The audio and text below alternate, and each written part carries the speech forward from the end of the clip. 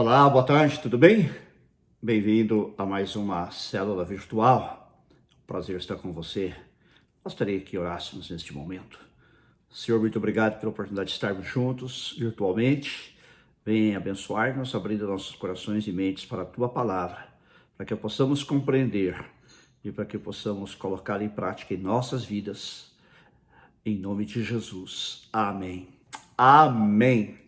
Semana passada iniciamos uma série a qual estamos chamando Cristianismo Apostólico. Na terça passada falamos sobre a fé apostólica e hoje eu gostaria de continuar abordando mais um tema dentro desta série Cristianismo Apostólico, ao qual chamarei a oração apostólica. Como era a oração dos apóstolos? Como era a oração na igreja primitiva? O que podemos aprender com os apóstolos e os cristãos apostólicos, ou seja, os cristãos que viveram na época dos apóstolos? Vamos lá?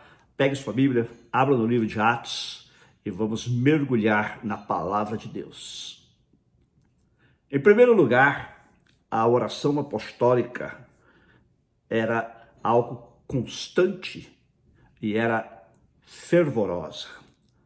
Nós podemos dizer que os cristãos apostólicos oravam num horário estabelecido. Abra sua Bíblia comigo em Atos, capítulo 3, versículo 1.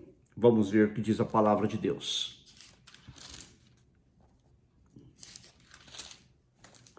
Pedro e João estavam se dirigindo ao templo para a oração das 3 horas da tarde. Veja que Pedro e João mantinham um horário regular de oração.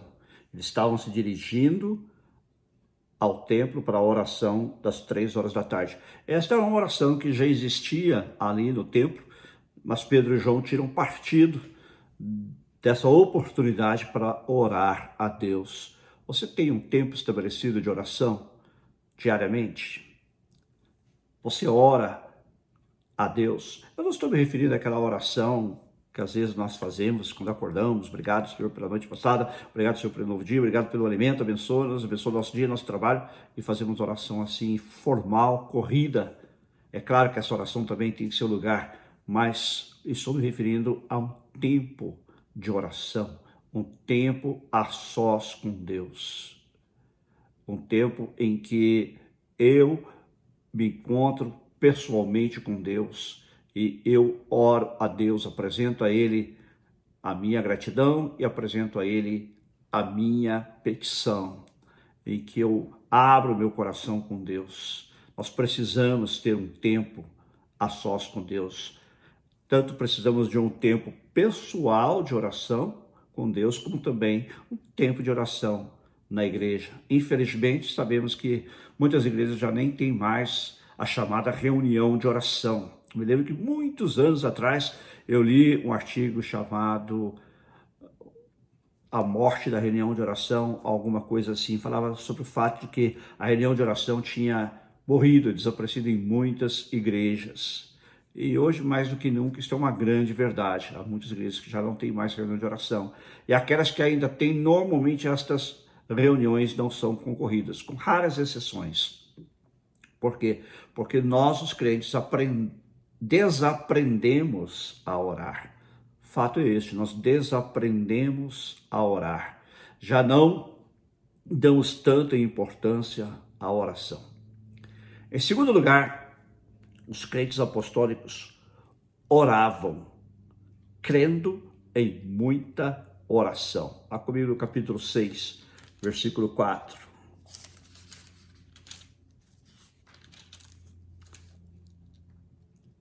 Quanto a nós, nos consagraremos à oração e ao ministério da palavra. Aqui quem está falando são os apóstolos. Eles estabeleceram um modelo para a igreja. Eles reconheciam a importância da oração em seu ministério pessoal. E eles dizem que a igreja deveria estabelecer pessoas que vieram ser chamados diáconos para cuidar das coisas materiais da igreja, mas eles mesmos se dedicariam a estas duas coisas. Primeiro, a oração e segundo, ao ministério da palavra. Hoje nós vemos muitos pastores ocupados com tantas coisas que são secundárias. São importantes, mas são secundárias. Não são o cerne do ministério pastoral. O cerne do ministério pastoral é orar e administrar a palavra. Administrar a palavra através da pregação, através do ensino, através do aconselhamento, mas estas duas são as funções principais da liderança espiritual. Mas não eram só os apóstolos que oravam assim, não. Havia muitas outras pessoas que detinham ministérios da igreja e que também oravam, se consagravam à oração e se consagravam ao ministério da palavra. Você vai ver em vários lugares de Atos a igreja se reunindo para orar. Como eu disse, os apóstolos estabeleceram o exemplo. E como eles eram homens de oração, a igreja orava. Você lê em Atos 2:42, que perseveravam na doutrina dos apóstolos, na comunhão e nas orações e no partir do pão. Em vários outros lugares no livro de Atos você lê que a igreja orava, porque ela olhava para os apóstolos e via neles o modelo. E esse modelo era refletido e era copiado, era reproduzido na vida dos crentes. Hoje, quando muitos pastores nem oram, os crentes tampouco. Eu me lembro que uma vez um amigo pastor me disse que ele só lê a Bíblia quando ele vai preparar uma mensagem. Espero que ele tenha mudado, mas tem muitos pastores assim.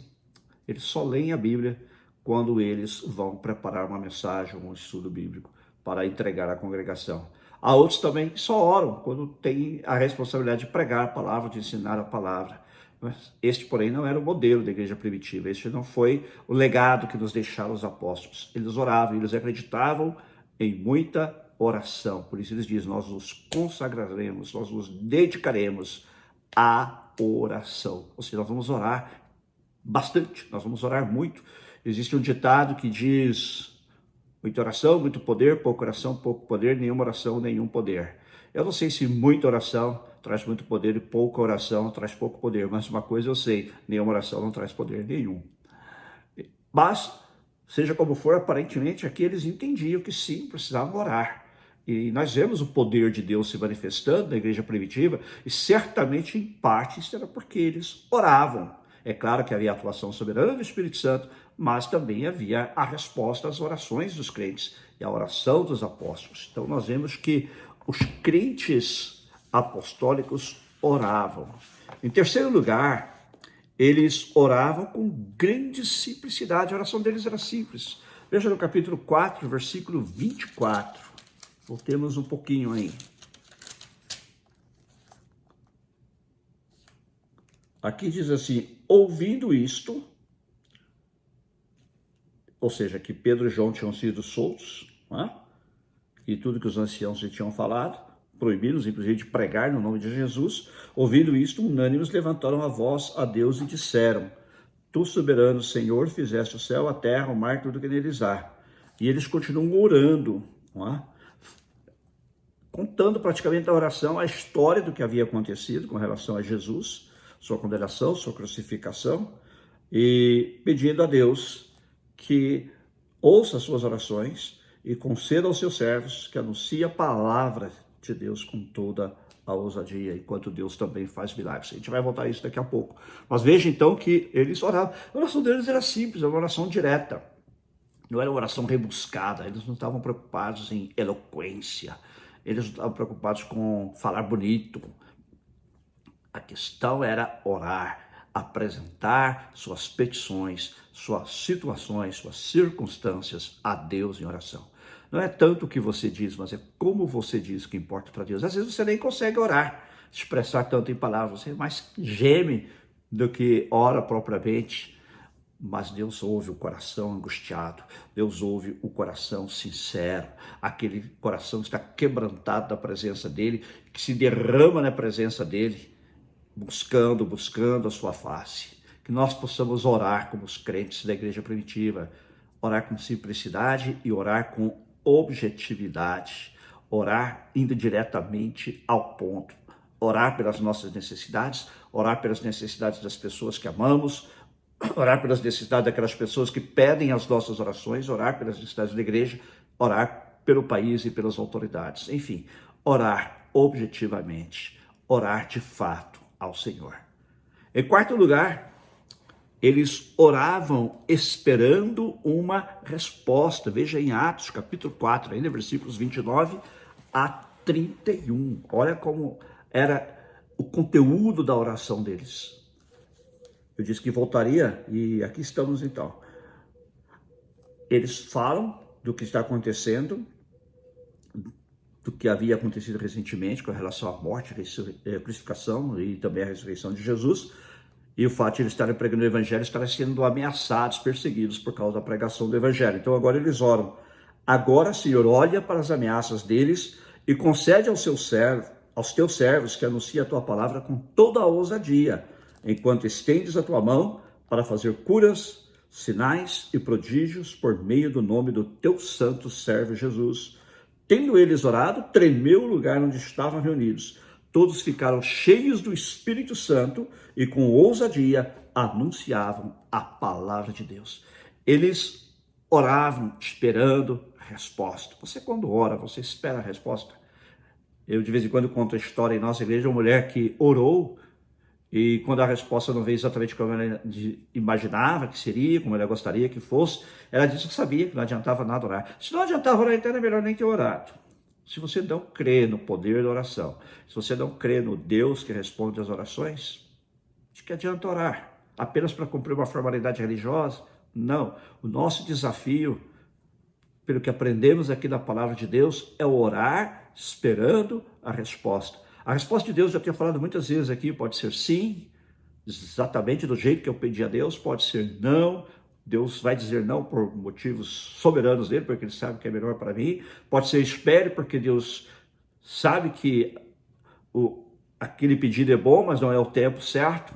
Não? E pode ser também, às vezes, você está brincando, né? Às vezes a gente pede mais coisas que eu acredito que Deus, seu senso de humor até brinca, né?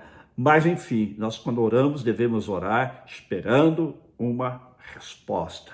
E como é que eles oraram? Eles oraram, Senhor, olha para as ameaças deles, ou seja, olha para o que eles estão falando, nos proibindo e nos perseguindo por falar de Jesus. Mas em nenhum momento eles pediram para Deus fazer cessar a perseguição.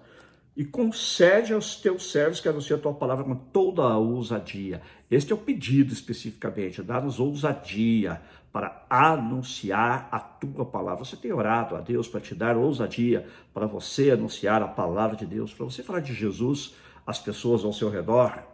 Você tem feito isso?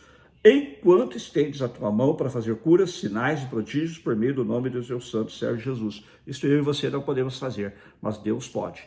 Quando nós oramos, Deus manifesta o seu poder. Deus manifesta o seu poder. E ele faz coisas além da nossa imaginação, ele faz coisas extraordinárias, ele faz coisas sobrenaturais quando oramos. E diz aqui para encerrar que tendo eles orado, tremeu o lugar onde estavam reunidos. Eles oraram de tal maneira, com tal fervor, que o lugar onde eles estavam acabou estremecendo. Um terremoto veio ali. Todos ficaram cheios do Espírito Santo e com ousadia anunciavam a palavra de Deus. Eles oraram esperando a resposta e foram cheios do Espírito Santo. Eu falei sobre a necessidade de sermos cheios do Espírito Santo, sermos revestidos do poder do Espírito Santo, da célula anterior. E aqui isso também é enfatizado. Ficaram cheios do Espírito Santo e com ousadia anunciavam a palavra de Deus. Nós precisamos desta ousadia, nós precisamos desse poder para anunciar a palavra de Deus. Peça a Deus ousadia para você ser uma testemunha de Jesus. Hoje nós, os crentes, estamos muito acomodados, né, em falar de Jesus às outras pessoas. Tenho sentido no meu coração esta urgência de voltarmos a anunciar o Evangelho e anunciarmos o Evangelho de modo simples às pessoas não crentes. Nós anunciamos o Evangelho toda vez que nos reunimos, de uma maneira ou de outra, mas não necessariamente como faziam os crentes da igreja primitiva. A preocupação deles era com os que estavam de fora. Eles ensinavam os de dentro, mas evangelizavam os de fora. E nós temos evangelizados de fora. Que Deus nos dê esta ousadia também, de anunciarmos a palavra de Deus. Outra característica da oração apostólica é que eles oravam e jejuavam juntos. Vamos ver algumas passagens. Em Atos, capítulo 13. Abra comigo. Atos 13. versículo 2. Vamos ler o 1 para dar o contexto também. Atos, capítulo 13, versículos 1 e 2. Havia na igreja de Antioquia profetas e mestres, Barnabé, Simeão, chamado Níger, Lúcio, de Cirene, Menahem, que tinha sido criado com Herodes, o tetrarca, e Saulo. Enquanto eles estavam adorando o Senhor e jejuando, o Espírito Santo disse: separem-me agora Barnabé e Saulo para a obra a que os tenho chamado. Estavam orando juntos e estavam jejuando juntos. Você tem este hábito de orar junto com seus irmãos e de jejuar junto com seus irmãos? Mas Jesus ensinou que quando eu jejuar, eu devo não dizer a ninguém que estou jejuando. É verdade.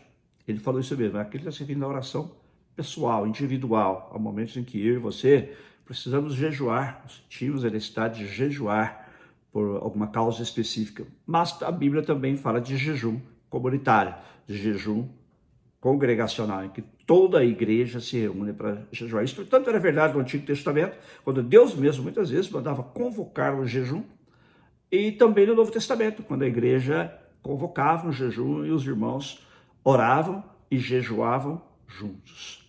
Jejum fala de quê? De humilhação, de quebrantamento. Será que nós estamos verdadeiramente quebrantados na presença de Deus? Quando nós nos apresentamos a Deus, nós nos aproximamos dele com o coração quebrantado. Eu creio que isso é muito importante. É muito importante. Inclusive, uma das palavras lá no Antigo Testamento, traduzido como jejuar, também é traduzida como humilhar-se, em algumas versões da Bíblia, mostrando que há uma relação íntima entre jejuar e humilhar-se, ser humilde na presença de Deus, ter o coração quebrantado. A Bíblia diz que o coração quebrantado, tu, ó Deus, não desprezarás. Será que nós tomamos tempo para nos autoexaminar, para olhar para dentro de nós mesmos, para ver se temos pecado, e se temos pecados que não foram confessados, e confessamos esses pecados em verdadeiro arrependimento diante de Deus, e apresentamos-nos diante de Deus quebrantados e humilhados.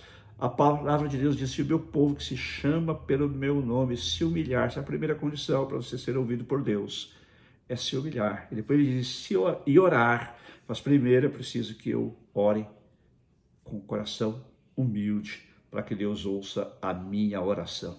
E os crentes da igreja primitiva faziam isto. Jesus não impôs a nós o jejum, mas ele nos deu o exemplo.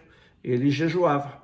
O apóstolo Paulo tampouco impõe o jejum nas suas cartas doutrinárias, mas ele jejuava, dando-nos o exemplo. E não só ele, como vemos aqui, os crentes de um modo geral, os crentes apostólicos, os apóstolos jejuavam. E eles oravam e jejuavam muitas vezes juntos, em conjunto. E aqui então eles nos dão o exemplo. Jesus diz: quando você jejuar, embora Jesus não tenha nos mandado jejuar, ele pressupõe que nós jejuaríamos. Em outra ocasião ele disse que quando o noivo estava com seus amigos, os amigos do noivo não iriam jejuar, mas viria o dia que o noivo seria tirado, e ele se refere à sua morte, e então os seus amigos, assim, os seus discípulos, jejuariam. Vamos ver outra instância, outro exemplo em que vemos os crentes primitivos orando e jejuando. Abra a sua Bíblia agora comigo, no capítulo 14, versículo 23. 14, 23. Encontrou? Aqui Paulo e Barnabé estavam visitando igrejas que eles tinham fundado e fortalecendo a fé dos irmãos. E diz aqui no versículo 23, promovendo-lhes em cada igreja a eleição de presbíteros, ou seja, pastores, líderes para as igrejas, e promovendo-lhes em cada igreja a eleição de presbíteros, depois de orar com jejuns, os encomendaram ao Senhor em quem haviam crido. Oração e jejum.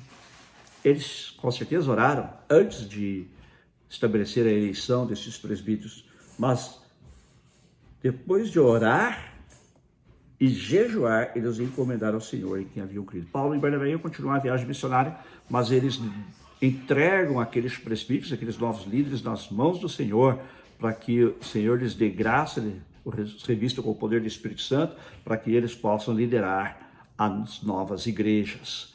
Então veja que eles oravam e jejuavam. Em nossa igreja, esse ano nós já tivemos um período de oração e daqui mais algumas semanas vamos começar outro período de oração e jejum. Ah, mas não é muita oração, não é muito jejum? De jeito nenhum. O que é muita oração?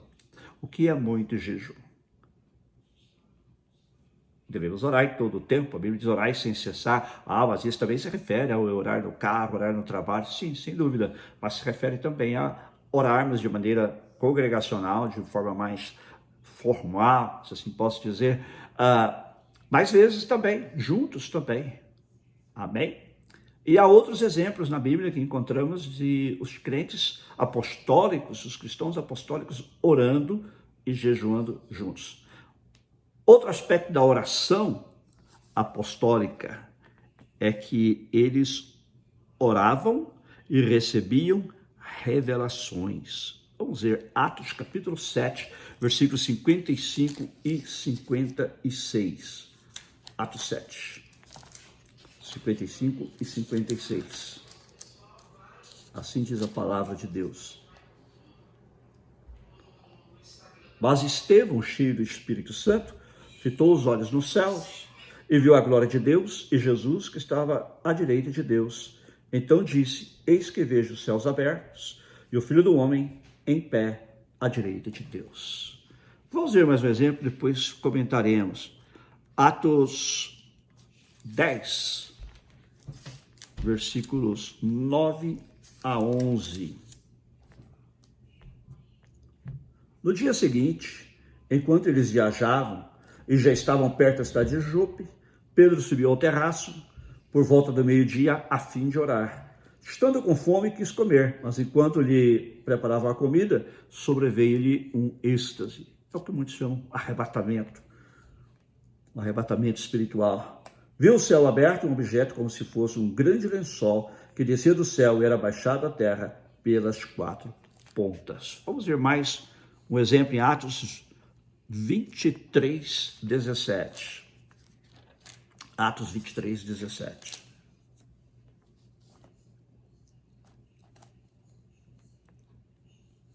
Então creio que eu peguei, 22, 17. É Paulo falando, dando testemunho, né, apresentando sua defesa. E ele diz assim, 22, 17. Quando eu voltei para Jerusalém, enquanto orava no templo, sobreveio-me um êxtase e vi o Senhor. Ele me disse, e Deus, então, revela algo a ele. Os cristãos primitivos oravam e recebiam revelações. Hoje nós temos uma revelação completa, que é a palavra de Deus. Nós não recebemos revelações doutrinárias, porque quanto à doutrina, tudo que precisamos saber já está aqui na palavra de Deus. Porém, Deus pode revelar coisas pessoais a nós. Nós já falamos aqui sobre os dons espirituais, né? E há dons que são dons de revelação, e que Deus se manifesta sobrenaturalmente e nos mostra coisas que, humanamente falando, apenas com a nossa razão jamais poderíamos saber. Deus é soberano, quando Ele quer revelar algo, Ele pode revelar. No primeiro caso aqui nós vemos que Estevão estava sendo apedrejado e ele viu Jesus, ele estava ali orando na hora da sua morte e ele viu Jesus em pé à direita do trono de Deus. Uma visão magnífica, alguns chamariam a visão beatífica, em que ele vê o próprio Jesus recebendo-o na hora da sua morte.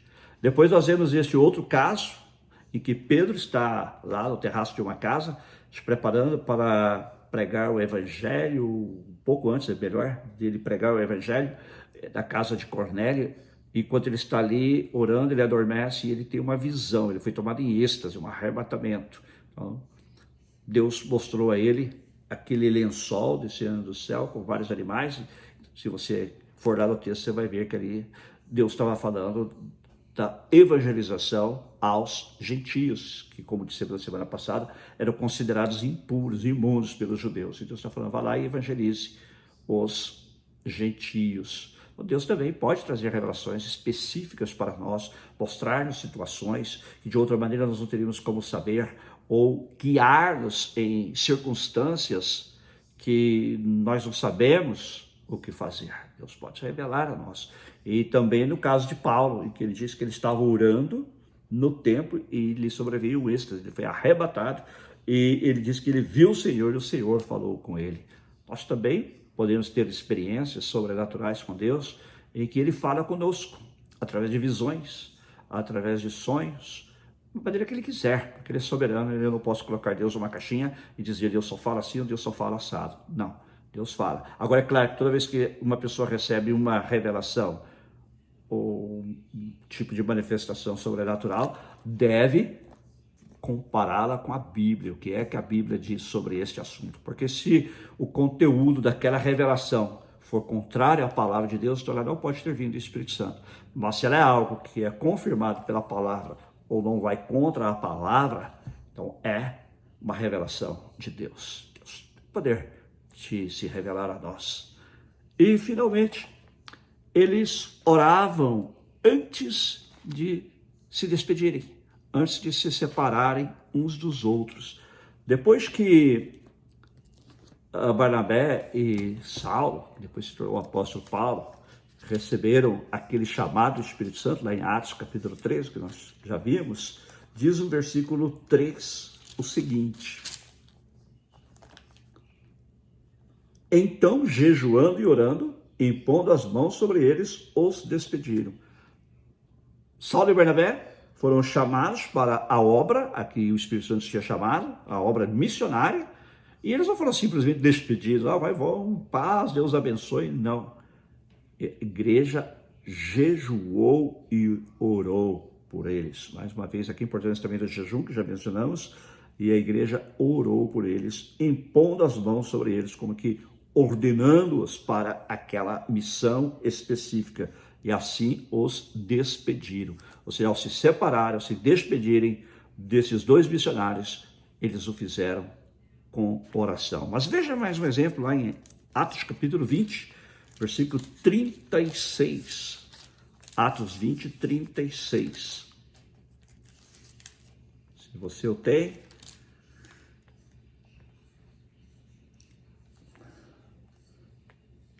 Paulo se apresentou lá aos anciãos da igreja de Éfeso, na cidade de Mileto, e diz aqui no versículo 36, tendo dito isso, ou seja, o discurso que ele fez, a pregação que ele fez aos líderes da igreja, tendo dito isso, ajoelhando-se, Paulo orou com todos eles. Era a despedida de Paulo. E Paulo, então, se ajoelha junto com os irmãos e ora com todos eles. Mais uma vez, a importância da oração congregacional, da oração da igreja. E eles oram antes de Paulo se despedir deles. E vamos ver mais uma passagem, Atos 21, versículo 5. Passados aqueles dias, saímos para continuar a viagem. Paulo estava em viagem, né? Ele estava indo a Jerusalém. E passados aqueles dias, saímos para continuar a viagem. Todos os discípulos, cada um com a sua mulher e os seus filhos, nos acompanharam até fora da cidade e, ajoelhados na praia, oramos. Então veja que antes de se despedir de novo para prosseguir sua viagem missionária, Paulo e os discípulos oram. Por que será que a igreja primitiva tinha tanto poder? Eu creio que em grande parte isso era devido à vida de oração.